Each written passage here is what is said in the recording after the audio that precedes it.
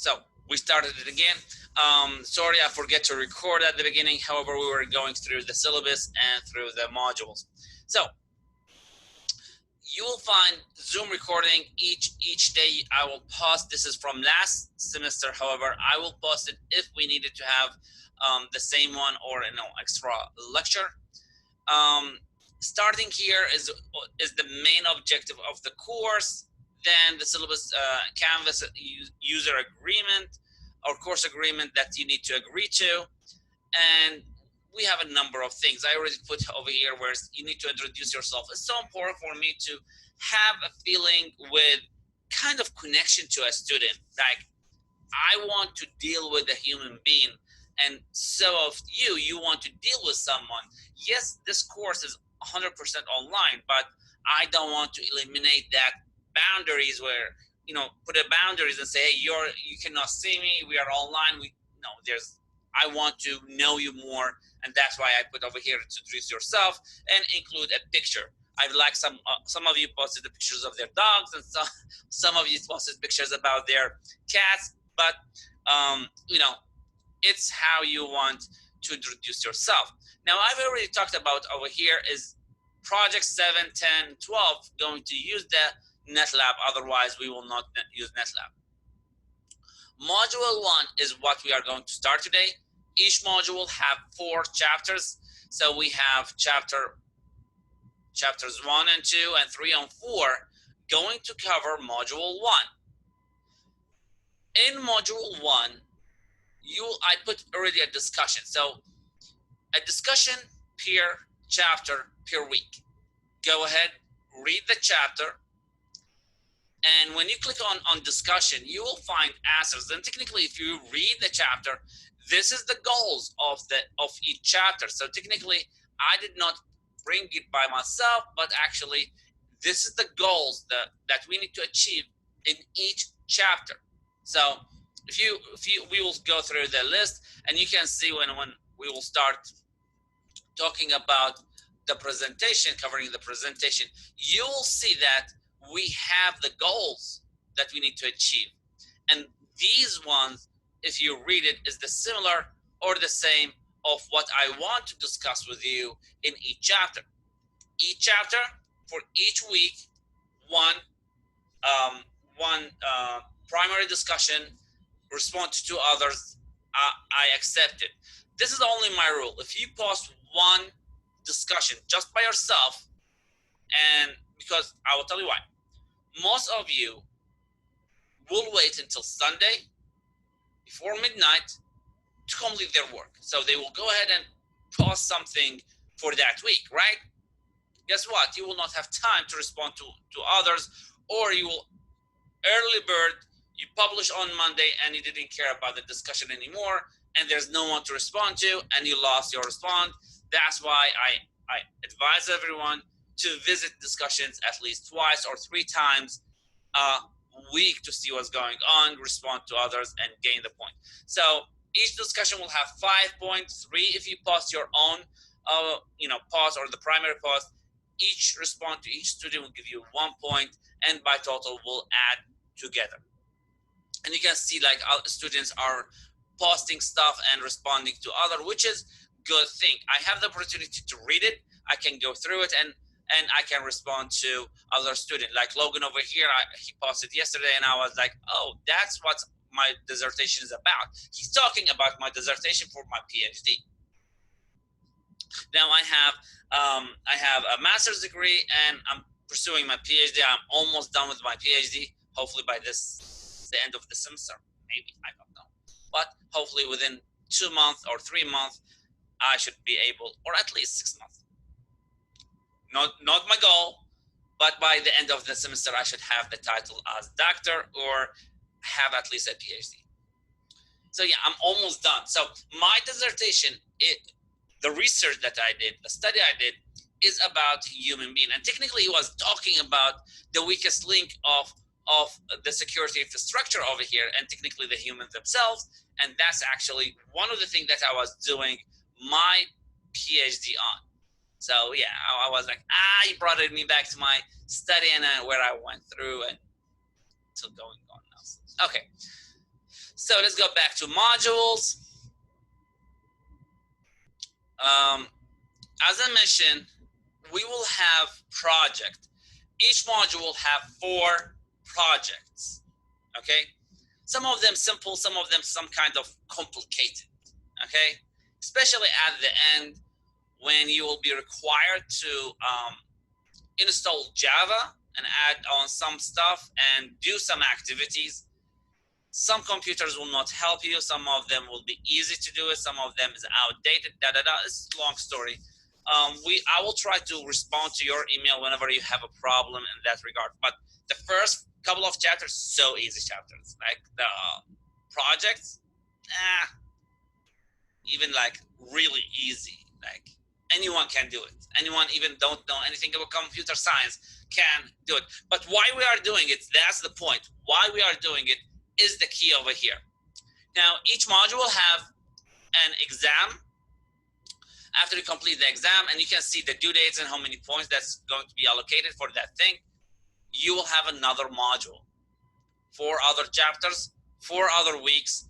Then you have another exam and 4 projects. Then you will have a start of 3, the 3rd month. We have 4 modules in this course. So 4 by 4 month, 1 month for each module. Okay, approaching now and then. So what I want to ask you is just to have a close look on when is due. That's the key. Look when this thing is due and we complete it. I didn't want to have like week 1 and week 2 and week 3, and actually I wanted it to be as chapters to be specific. This discussion going to be on that chapter only. Not, hey, I did read chapter 2 in week 1, so I'm going to put in week 1. What I've read it about chapter 2. No, I want you to discuss the chapter that we are reading from. If we are good, I'm planning to have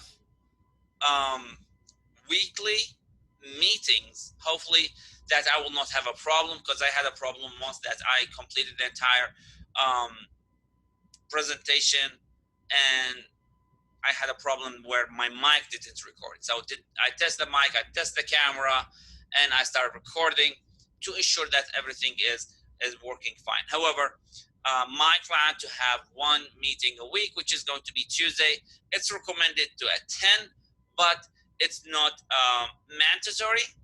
So if you cannot come, it's okay. I'm flexible, but at least have the opportunity to see it. I'm going to post it for you on YouTube, and I'm going to put the video on Canvas. So technically, whenever you see it, I will have view. So if you see it 3 times or 5 students see it only once each student, and we have 30 something students, now no one did see the video. So I had this situation where I posted something and only 8 views for the video, and I was like, oh, that's not motivating. But my point is, I want to be motivated as an individual and as an instructor, and try my best to keep up with the work and that I plan to have. And this is the rest of the chapters. Now, if you go one more place, if you go to the syllabus itself and scroll down, you will see over here each item when it's due, and you can click on it and you can go directly when it's going to be open, due by when. I think the one is going to be due. Yeah, it's due. So you can go directly, click over there, and you will be able to attend or to see directly to the information. This is the goals. That's what we should complete every module. Now, weekly, what we are going to go, we will go with 1 chapter a week. Then we will discuss your project, and then we go back. Each one go to home, do your work. So starting with chapter 1. Well, chapter 1 is technically only terminologies. Let me jump. Yeah. Okay. So you see the full screen, right? Not the half screen, because I have 2 screens. Okay. You see the full screen. Yep. See it. So module 1 is about the introduction to security and technically terminologies and securities. Now, if you come to mistakes that's been done by programmers, okay, let me clarify one thing. A programmer, a person who program, sometimes don't have the full understanding about security. So he may put or she may put a code that thinking that this is the best solution, but in terms of security, that's wrong, and you cannot do it because that's wrong. This is going to expose information. So that's why this course is over here. It's meant for people who know programming and want to learn about security, and meant for people who's working in security need to learn about programming. So it's a kind of nice course. I like it because it gives us the what we want. Now, these questions that we need to ask ourselves: does the software do what it should do? Does the software refrain from doing what is not supposed to do? And do we have an incorrect result? Now in programming, you may had before where there's a syntax error and logical error. A syntax error where the code will not compile and tell you, you cannot do it. You need to correct line number 3, for example, because that's an error. But a logical error will pass. But for example, maybe doing taxation, you're programming a taxation program, and rather than putting 0.07, you are going to put 0.7, and now technically that's correct mathematics, and it's going to pass. However, rather than paying $7 on a $100 tax, you are going to put $70, and that's wrong. That's a logical error. So technically, that's one of the things that if I give an input, does it give me what I should get from it? That's programming. But maybe something with the program itself. Let me say the program, I should have a last name. Okay, maybe your last name have hyphenation. Did I check on it? That's the point. Maybe I need to have date of birth to be month, day, year, and I put year, month, day. It will take it as is, or it will say incorrect. So I need to see. So input validation is one of the processes that we will have in the upcoming days. So what does secure mean anyway? It's mean free from or not exposed to dangers or harm. Our main thing in security is information. We want to secure our information. That's number 1. Number 2, we want to, information, we want to secure it, so we will have confidentiality of the information. Number 2, we want to ensure what we inputting inside the program or inside the database or inside the thing is what should be there. So we want to ensure integrity of it. That's what we call security. So your program accept any data. You give a garbage, you will get a garbage. It's fact. If your application will accept everything, expect from that application will provide an incorrect or not nice data, because it's accepting anything. It don't validate. It will be out of date, and so on and so on and so on. So whenever we want to check something, there's a number of things so that we need to have in our mind, especially with security, is terminologies. Starting with vulnerability. A vulnerability is simply a design flaw or an implementation bug that allows a potential attack on a software in some way. Now, a vulnerability is not yet added dangers. A vulnerability, the program did something wrong. That's vulnerability in the system. I need to search for it, protect from it, right? That's vulnerability. The moment that everything going to be exposed or some people know what you're doing, that's a threat, which is a possible exploit of a vulnerability. Now, this vulnerability has become a threat because everyone knows that I'm using Microsoft Windows, and Microsoft Windows have this flaw right this moment, right? So everyone knows what you're using. That's a threat. While an attack is the actual use of that threat to be exploited. So it's the same thing. Let me say you are using an Internet Explorer. Internet Explorer, everyone knows that have a backdoor in it. Now you using it, no one knows that's a vulnerability, but not yet threat. But if I knew that you're using it, that's now a threat because I know that you're using it. The moment that I will go and try to sneak in the back door, that's an attack right this moment. The same exact thing. It's vulnerability attack and threat. So in programming, what's the common vulnerabilities we have is the lack of input validation. That's the point that I said. If your password should have, for example, you created a policy and say your password should have alphabetics, uppercase, lowercase, numbers, and special characters, right? But in the system, you don't have a validation to it. So what's going to happen? It's going to accept any password, even as a bad one, if I don't have input validation.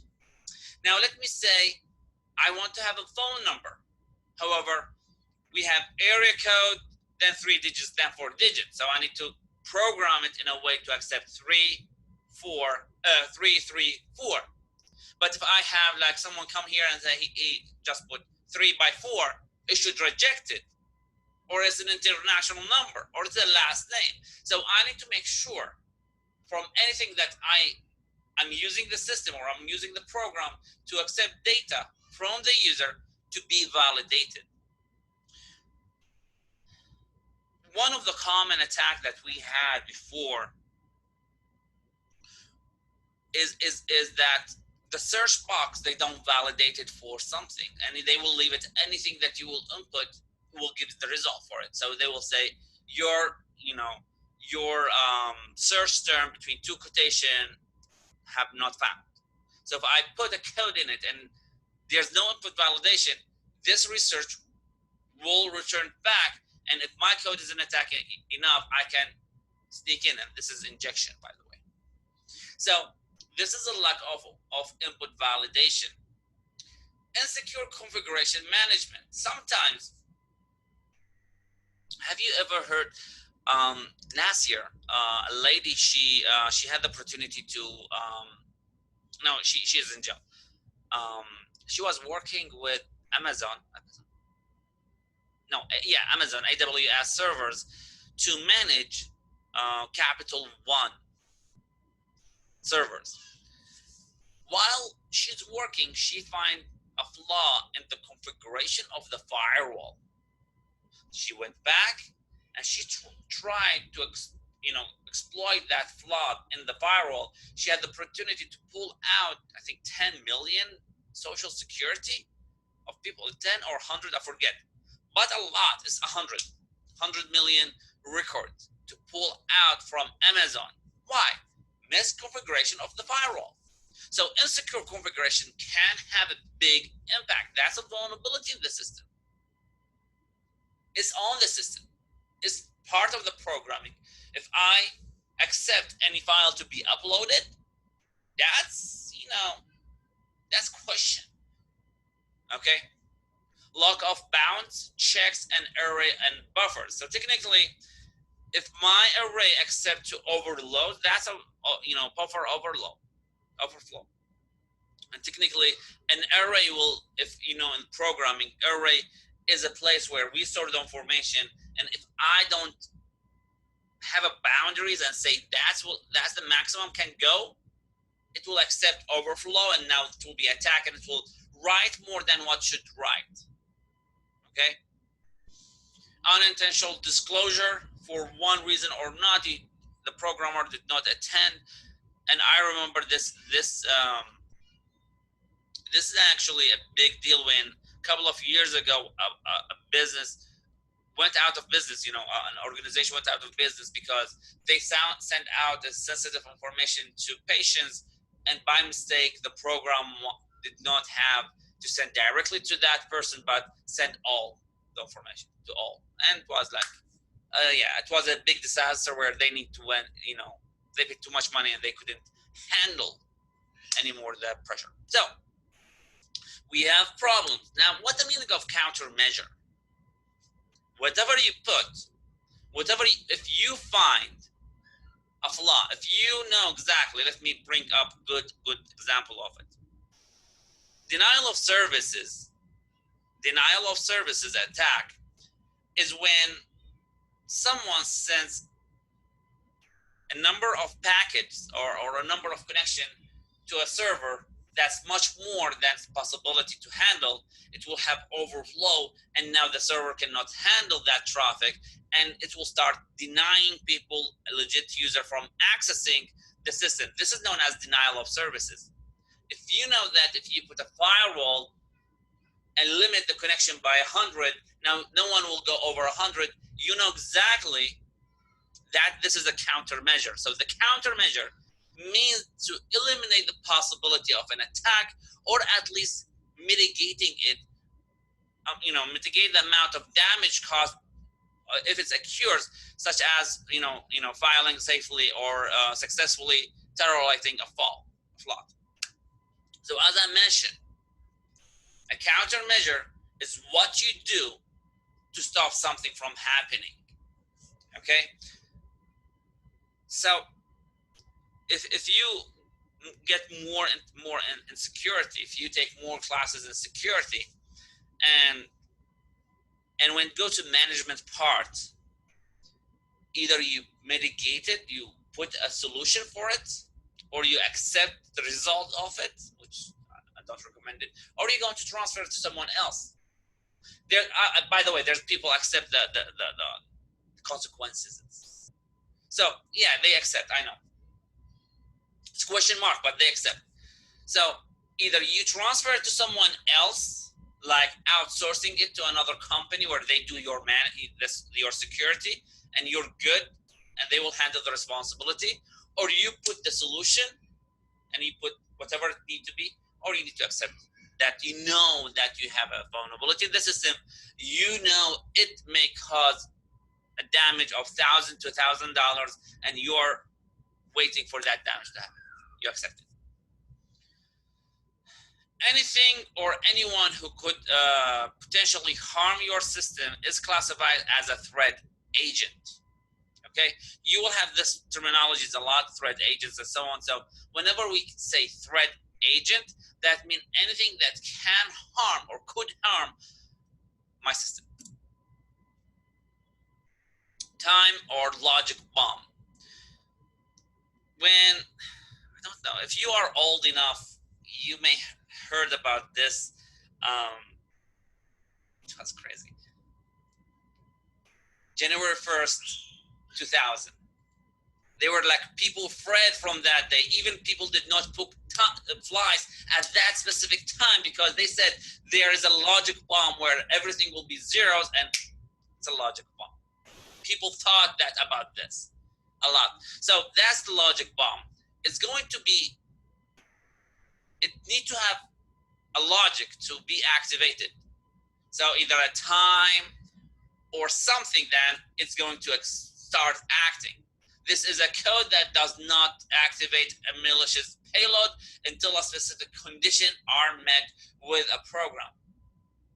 So I can say, if it's September 1st, 2020, go ahead and start sending this fake emails, and that's a logic bomb because it will not be activated until a specific time or condition are met. Boot. This is a device that's controlled through a lightweight script by central host with the purpose of directing traffic to a specific destination. Bootnet. Have you ever heard about bootnet? Have you ever heard about? It's a botnet. Bot. Okay. Yeah, botnets. Yes. Bot. About zombies before? Have you ever heard about zombies? Yeah.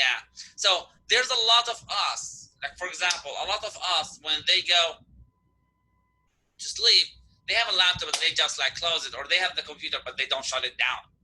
And technically, any logic bomb, any script that's controlling your PC will start acting at the middle of the night, for example, and you will be as the zombie or the pod where your computer will take actions and to do actions. So, for example, if I'm a host, I'm an attacker, and I want to target, for example, I want to, for example, this is only example, I know it's recorded.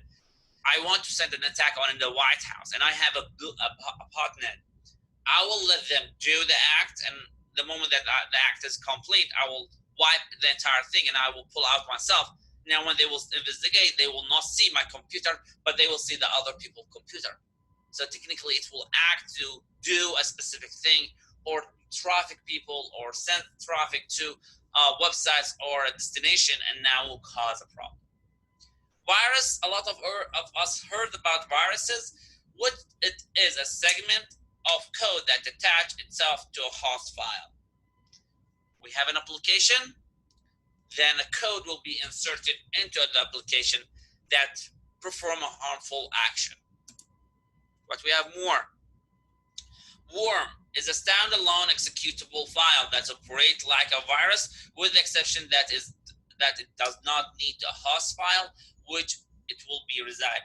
A worm, it's a standalone computer. A standalone file that's going to duplicate it. Why do they call it worm? Because it's going to duplicate itself whenever it's going to run. So technically, you have one worm on your computer, then immediately we have two, then we have four, then we have, as you go through. Immediately, your network will be congested with a lot of traffic sending from one computer to another, and if you have like a network, inside network, and two computers on this network, they will start sending worms from one to another. Now we will have a congested network. A Trojan or a Trojan horse is just like how the city Tornado had the problem, Tornado, which is back to it. It's a Trojan horse, and technically this application going to disguise itself as a useful application that you must use. Disguise itself as a useful application. So a Trojan horse is going to offer services that a user would find desirable, such as a photo editing or even erroneously virus protection. It may or may not deliver that services, but as it does so, it's also perform malicious activity on the host or the machine. Most of us heard about cracked application. Cracked application, they always have with it, keylogger or the key generator, serial number generator. I will ask a question: why you must turn off your anti-malware before you will be able to use this application? Question mark, why? Yeah. Go ahead, Don. Well, your antivirus will detect the key generator immediately because it's probably malicious.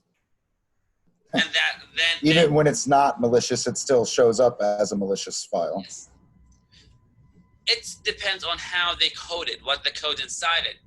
If it has a malicious activity, now it will detect it as a malicious. Or if it's actually a malicious application, it will need to be stopped in order for someone to use it.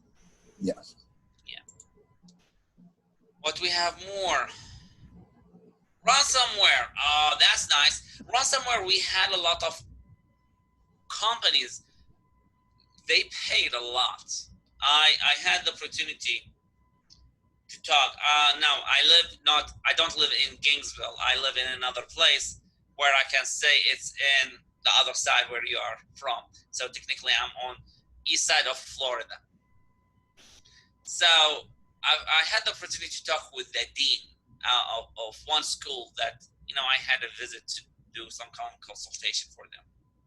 And I was like talking with the dean, and they said they were doing a consultation for a company that they needed to take $5 million so they can pay for the hacker in order for them to get access back to the computers of the company.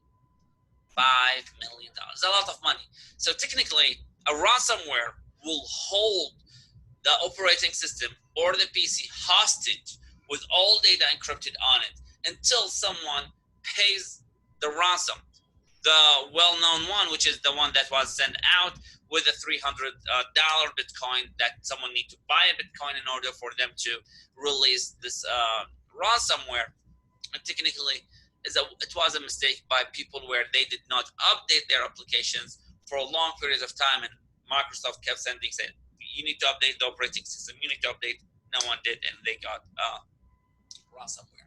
So ransomware is a type of software that, when activated, either locks certain functionality on a user computer or blocks all access until a payment is made to deactivate the software.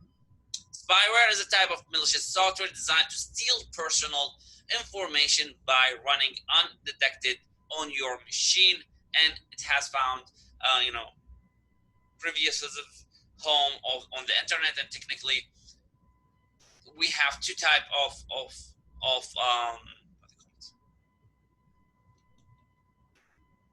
we have spywares and we have other things. I start forgetting stuff. So spyware is a software that's going to steal your information. Whenever you put your credit card, it will send it. I had a problem. One of my brothers called me and he said, my computers were acting weird. So I like this stuff. So I remote into the computer, use my tools, and I was like looking. I said, do you know that guy? He said, no. I said, you know this email? He said, no. I said, okay, all your pictures, all your information with him. So everything was stolen. Everything he needs to put like identity protection for a couple of years, and a lot of that work. Keylogger, a specific type of a spyware that's record the keystroke on the user. Now we have two type of keyloggers. One is a hardware, one is a software.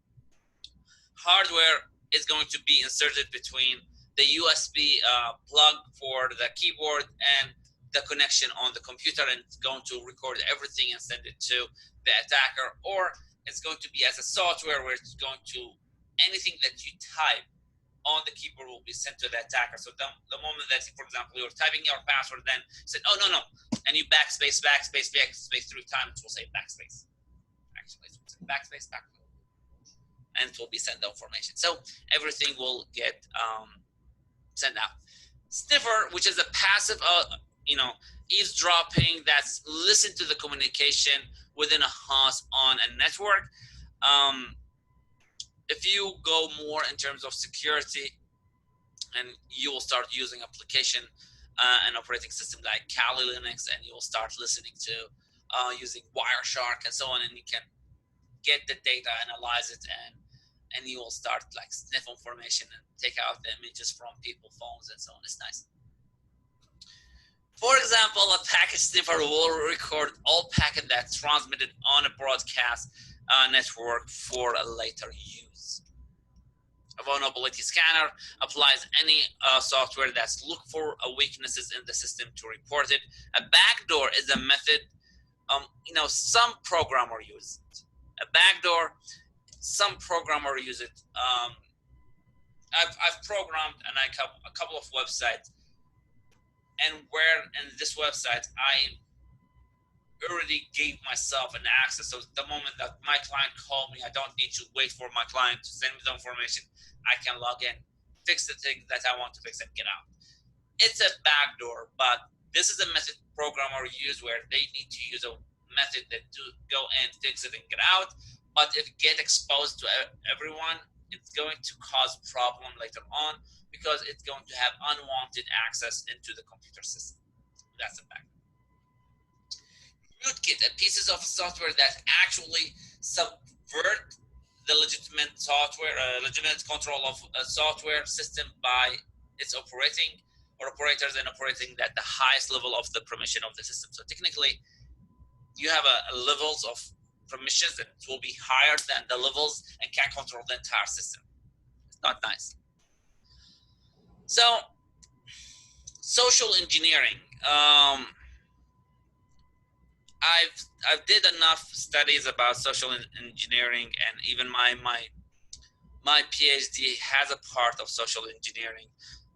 Social engineering where they will hit on the human aspect. They will try to trick humans to do a malicious action or give the weaknesses or give credential to someone else. That's a social engineering. So technically, you may get an email saying that, hey,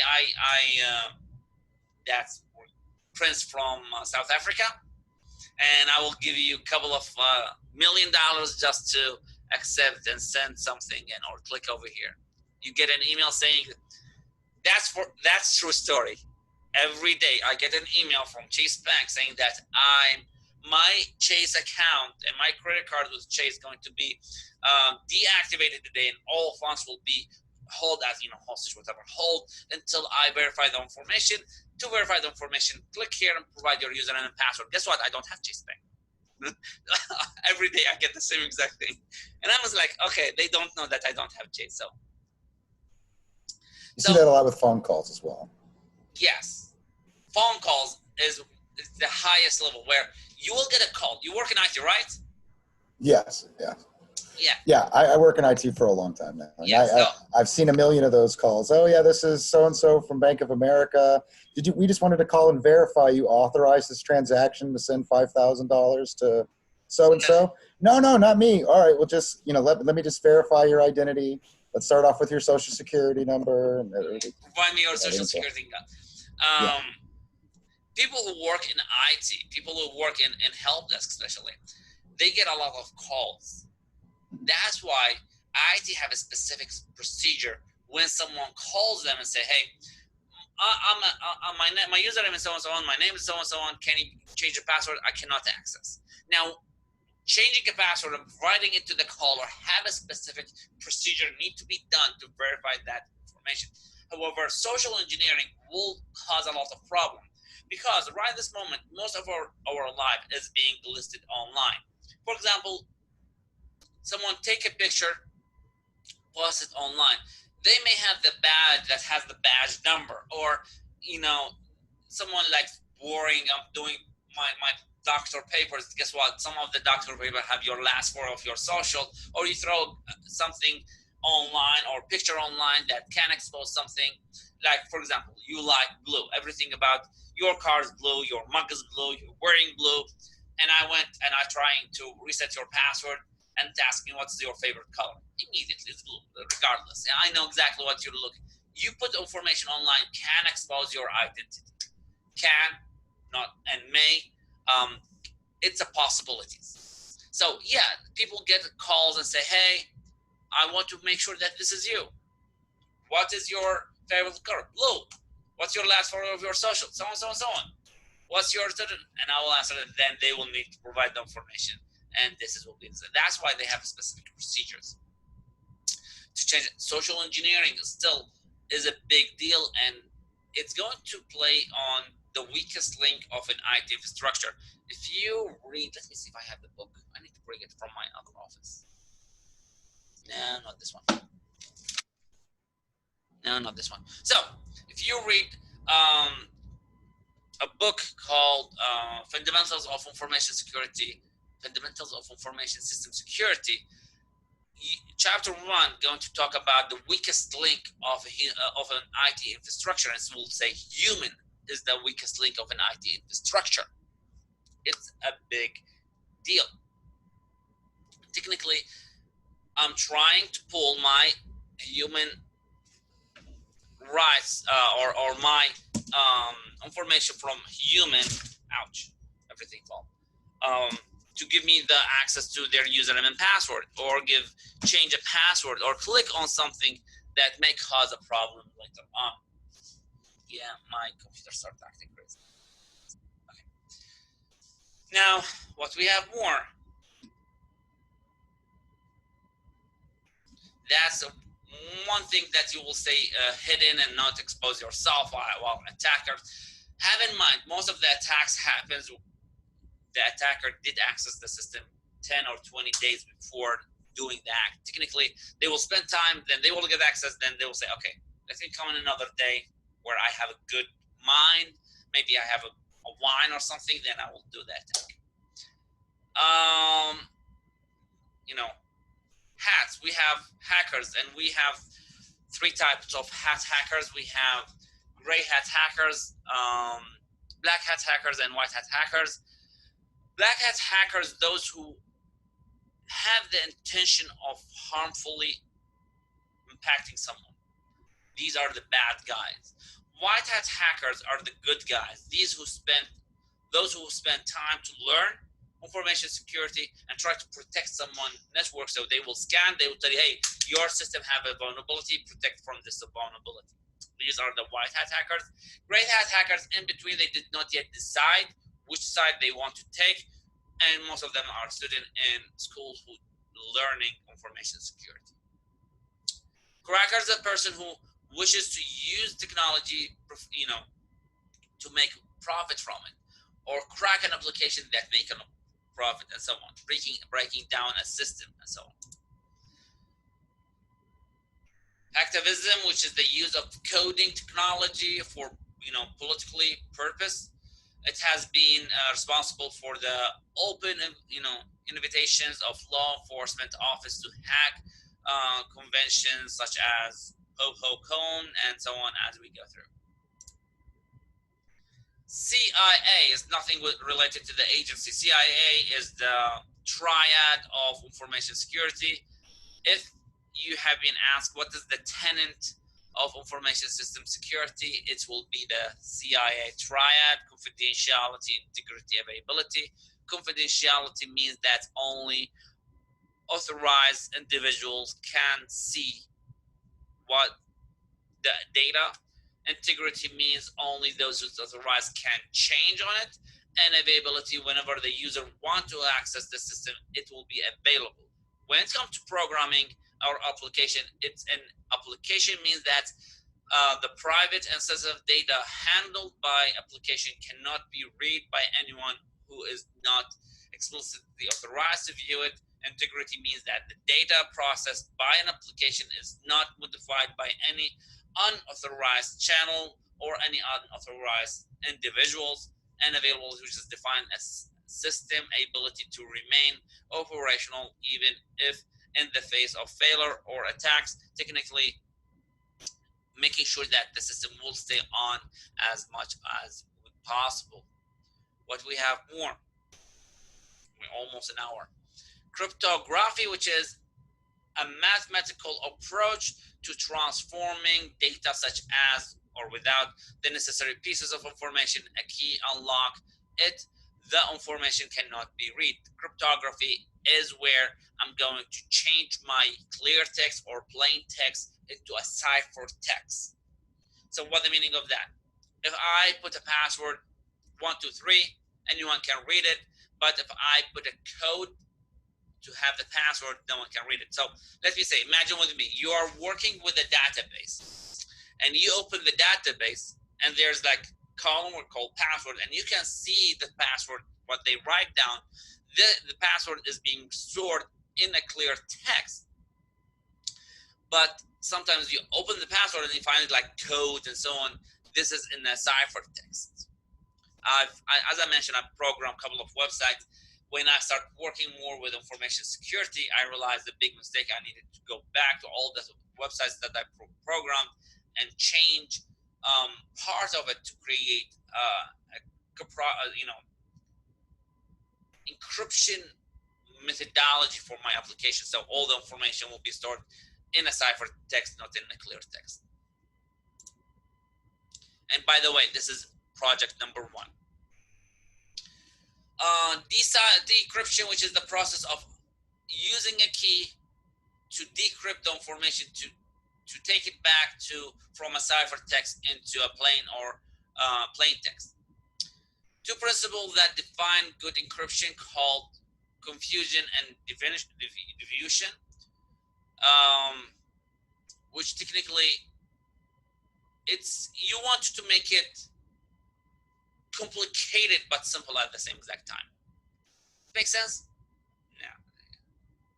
So it will be so hard for someone to crack it, but it's so simple someone to work with that. Simplicity and simplicity at the same exact time. perfect, security which involves complex mathematical, but pulls down the fact that the perfect is achieved only when a plain text or ciphertext satisfy the independently. The only cipher known to achieve this is one-time pad, which is a single character, simply a single bit in a computer terms to encrypt each character or bit in a plain text. We will come to it. Keys, we have public key and private key. Public key states that the two keys are needed for the process. One to use to encrypt, the other one is to decrypt. This is two distinct keys allowed to process to happen because the one used to encrypt does not reveal any information to decrypt. Integrity is used to prevent data modification, insertion, or deletion by unauthorized parties.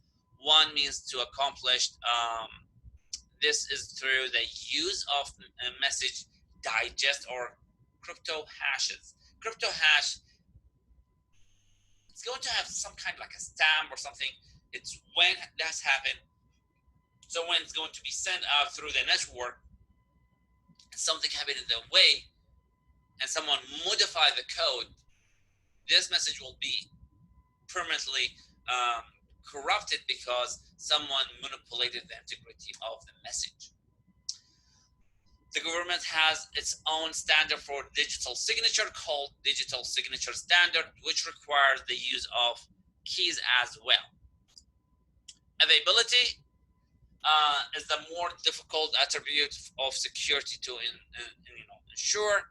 Redundancy can be used to provide availability. Now, in database, if you had a course with database, they will say you need to minimize redundancy, but sometimes redundancy will help us to achieve security. Because if I have two servers working at the same time and one failed, the other one will stay, that's a redundant server at the same exact time, having the same exact information, but when someone dropped, I will have my data secured on the other one, and that's redundancy. Offsite backup, which may work in the midst of the attack, but it's costly to keep it running when there's no emergency situation required. For example, those who live in Texas are expecting to have a hurricane soon, so if they don't have offsite backup and they get hit and they lose the data, everything is gone. So they must have an outside backup. Did I go back? Yeah. Prevention is the terminology or term, difficult task. This is the assertion that an attack absolutely cannot happen to or through your system. So technically, if I'm talking about denial of services, if I put a firewall going to stop my denial of services, this is a prevention. Maybe you have an anti-malware on your computer.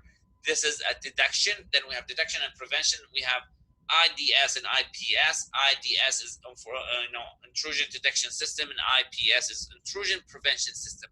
One works to detect information or intrusion on your computer. The other one will prevent them from entering your computer or system. What we have more, one way to do this is by sandbox the application, meaning you test to see what it will do, give user input before allowing it to actually happen. Avoidance is the best attempt at making sure the attack do not affect your system. This means that you make every effort in the system to avoid compromise. Avoid that attack. If you can work without having internet, go ahead, disconnect it. You don't need it. That's avoidance. Okay? A way to provide avoidance is code defensively. Closing off holes, restricting access, and limiting point of entry into the system are all ways to defensively. I'm starting to be tired because I'm talking too much. Detection, right. Handling exceptions in code in a good way to approach this. When an attack occurs, it generally given that application. We have, as I mentioned, we have a detection system going to detect an attack, going to do something, an action to stop from having more damage.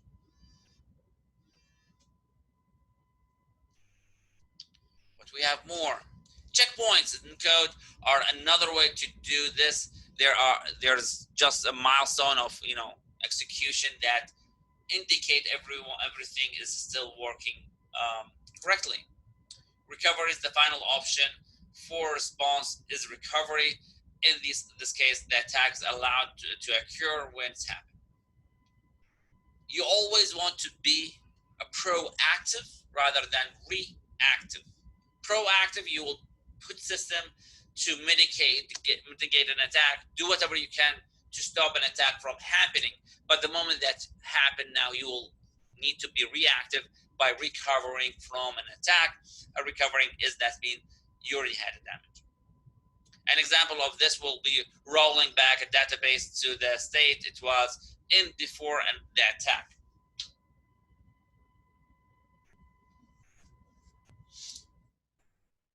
Changing the design, the term scope creep comes up in a lot of software engineering. This is the term for a software system taking on more and more functionality as it's developed. Specifically, this is functionality that was not intended when the software system was originally conceived. Now, what the meaning of that? Whenever we come with programming and we want to do a program, there's a stockholders or people who will get benefit of the application.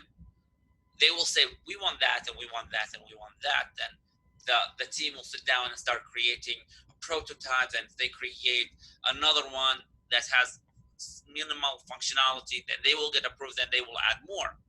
But in the process, sometimes they will say, hey, can you add this to it? Can you add that to it? And these function is not intended with the main one. Some people say, hey, we will charge more because we didn't discuss this, because the moment that you start coding the application, the moment that you start coding, it will be sometimes hard to add more to it. So if you keep going and keep adding holes in your software that and can increase the complexity beyond its scope.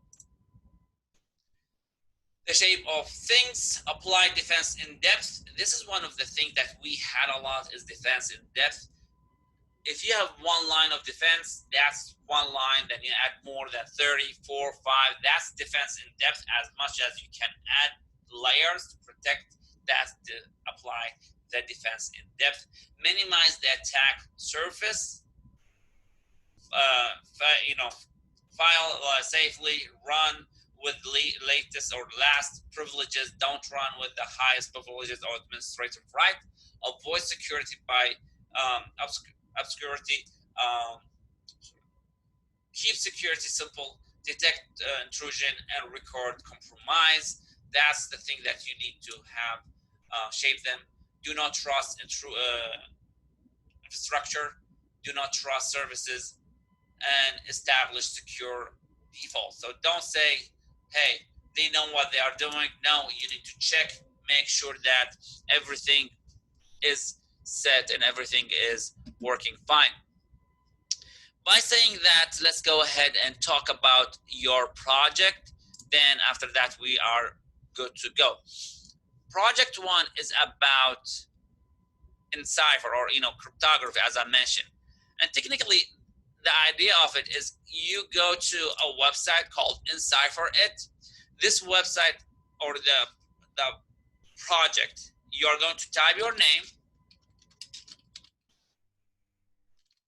Then you will say encrypt it, and it will ask you for a password. Now, in order for me to access it, I need to have the password, and the password is over here. So you are going to use this password, which is CNT space 120, and you put it over here and say Encipher, and now it will be coded. You will take that code and send it to me and I will tell you, you'll take that code and send it to me. Then when I will use it, I will decipher it, having the same exact code that we agree to use and decipher it, using encipher it, and I will have the ability to see your name. That's your project. That's project number 1. Simple, direct. Now, you should have a look on the rubric. So I need to have 3 screenshots at least. One showing encipher text, one showing decipher text, and one showing the CNT 12 that doesn't properly decode. So you're going to put that code, after you code it, you will put that code where it says password incorrect. What's the correct password? Is CNT space 120, not 12, and there's a space over here. So when you put another 1, it will say it's not working. Okay, that's your project. Simple as possible. What you are going to use, you are going to use any browser, for example, Google Chrome. You can take screenshot using Word or snipping tool. Then you will have your name, you put password, you will get this code, send it to me. Don't send me the picture only, copy the text and send me the code, the highlighted code, because I need to copy that code and put it, I cannot type it on. So I need to copy that code and put it in, encipher it in order for it to be deciphered. Questions? Simple, direct, easy. Don't rush yourself. This is the only thing that we want to talk about. Next week, we will talk about project number 2 and chapter number 2. Questions? No, thank you. No, Thank you so much. I appreciate it. Thank you. See you next week. Thank you. Bye-bye. Take care now. All right.